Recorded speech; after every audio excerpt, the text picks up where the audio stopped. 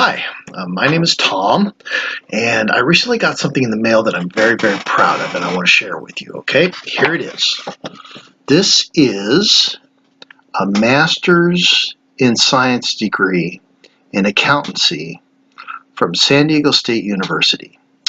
And it's a pretty big deal for me because I'm now 52. And going back to school at the age of 51 really was a major undertaking for me. And the reason why I did it was because what I like to tell people is that I just haven't figured out what I want to do when I grow up. But there were three primary reasons why I went back. Number one was because at a point in my career in doing taxes where I'm prepared to, I want to sit for the CPA exams. I'm already an enrolled agent. I've been doing taxes for a long time, so it just seems to be the natural next step in my career.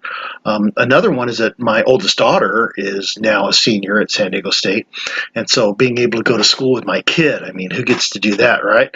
And number three was that I had recently broken up with my girlfriend, and I figured, there's a lot of single women on campus. Surely I'd be able to find myself a new girlfriend, but that didn't work out. But the whole point, though, is that to go back and getting an accounting degree at my age was a pretty major undertaking. And it's not like I was the oldest guy in the program. When I started, there were two people who were older than me. Hi, Linda. Hi, Scott. I made it. Yay. And so to be in school with a few people my age was a big deal. One of the scary things, though, is that I was older than many of my professors. So it was more like I was a peer rather than a student. And they allowed me the opportunity to do some teaching and to be a TA. And the last semester I actually had my own office, so it was really pretty cool. And so for all the accounting professors down there who put up with me for the last year and a half, I just want to say thank you very much, and I appreciate it. Ultimately, though, if you had told me 10 years ago that I'd be going back to school to get an accounting degree, I would have laughed in your face. I mean, come on, accounting, right? It's not like I'm Ben Affleck. I'm not going to run around with guns shooting the bad guys who cross my ethical standards. But it really turned out to be a very interesting thing because there's a certain beauty with accounting that I had never really understood before.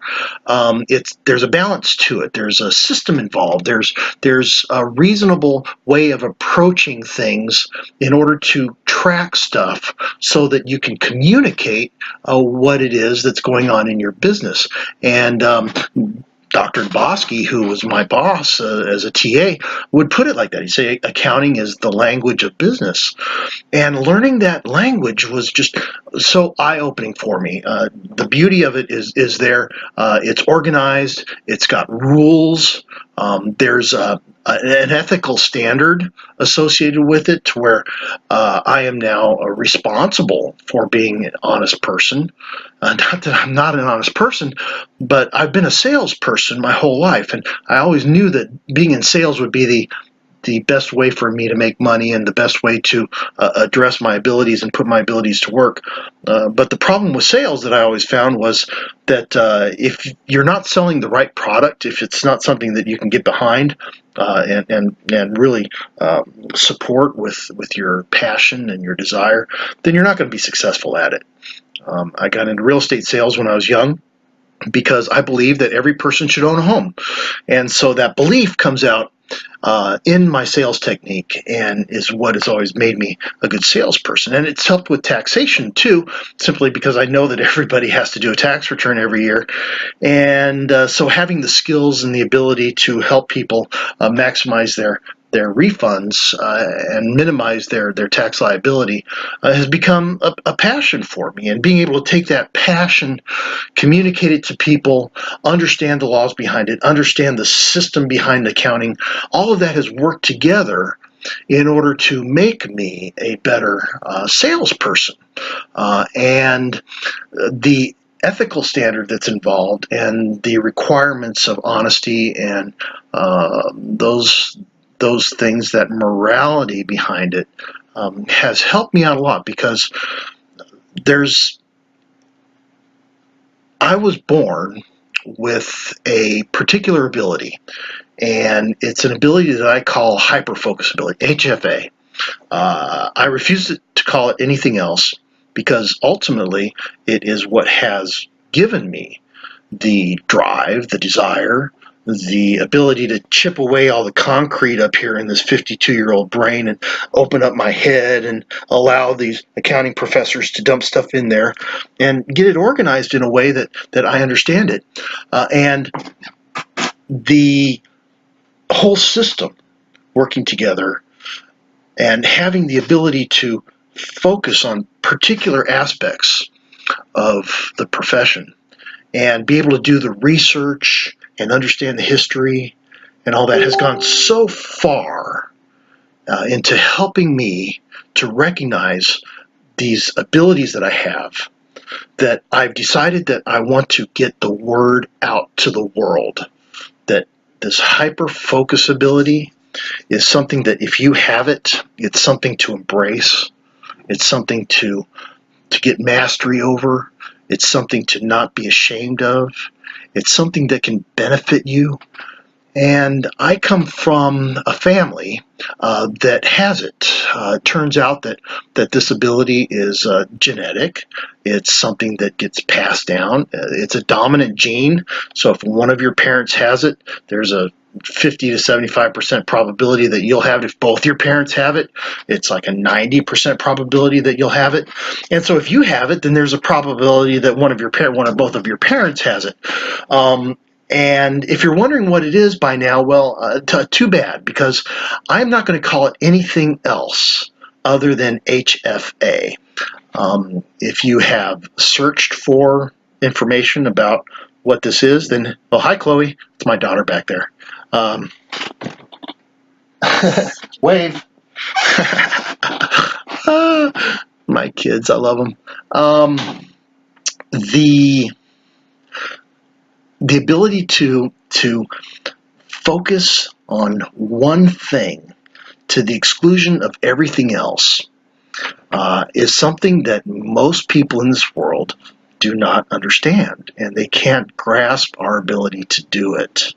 And so historically, the 95% of our population that is not wired like we are tends to segregate us and historically has belittled us, called it a behavioral issue. And about every 10 years, every time I go back for a degree, I get myself reacquainted with the science behind it and the psychology behind it, primarily because I was diagnosed at an early age.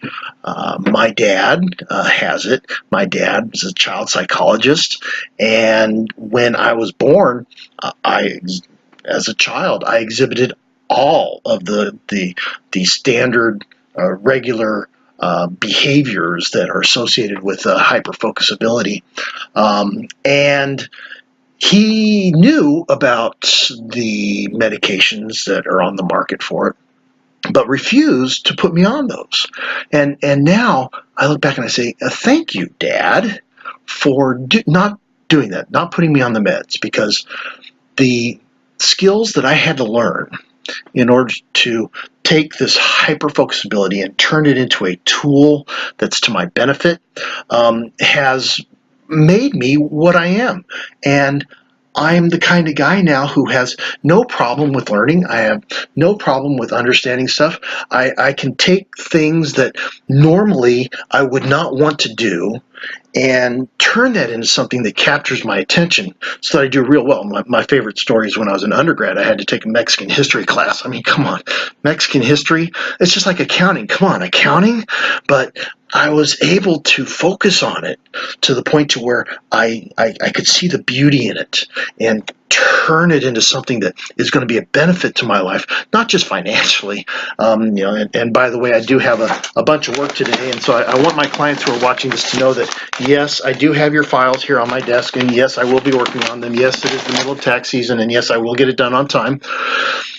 But this ability is so unique and so powerful that we who have it have to take hold of it and own it and make it the kind of thing that our society no longer belittles. So I'm not going to call it what society calls it. I'm going to call it hyper-focused attention. And I've now been doing this for 10 minutes, and I promised myself and I promised everybody else that I was not going to do this for more than 10 minutes at a time. So again, my name is Tom, and I hope you enjoyed this. And if you did, please give me some feedback. Tell me, give me subjects that you'd like to talk about, and we will turn this into something that the world will love. Okay? Thank you. Bye-bye.